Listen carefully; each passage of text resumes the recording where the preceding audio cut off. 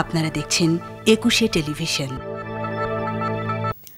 চট্টগ্রাম নগরের উপর গাড়ির চাপ কমাতে বঙ্গোপসাগরের কূল ঘেঁষে তৈরি হয়েছে আউটার রিং রোড। তবে শাখা সড়কের সাথে সংযোগ না থাকায় আউটার রিং রোডের সর্বোচ্চ ব্যবহার নিশ্চিত করা যাচ্ছে না। এজন্য আরেকটি বড় প্রকল্প হাতে নিচ্ছে চট্টগ্রাম উন্নয়ন কর্তৃপক্ষ। বিপ্লব মজুমদারের ক্যামেরায় একরামুল হকের রিপোর্ট, জানাচ্ছেন মাসুম আলিসা।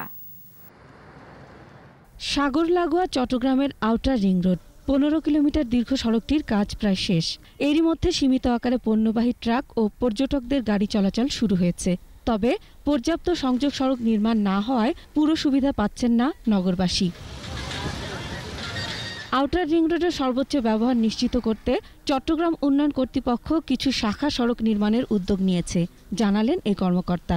উত্তর দক্ষিণে আমাদের একটাই রোড ছিল সিটি সেন্টার আসার জন্য এয়ারপোর্ট থেকে। আমরা আরেকটা রোডের মাধ্যমে এটা সরাসরি ঢাকা চিটাগং রোডের সাথে সংযুক্ত হবে।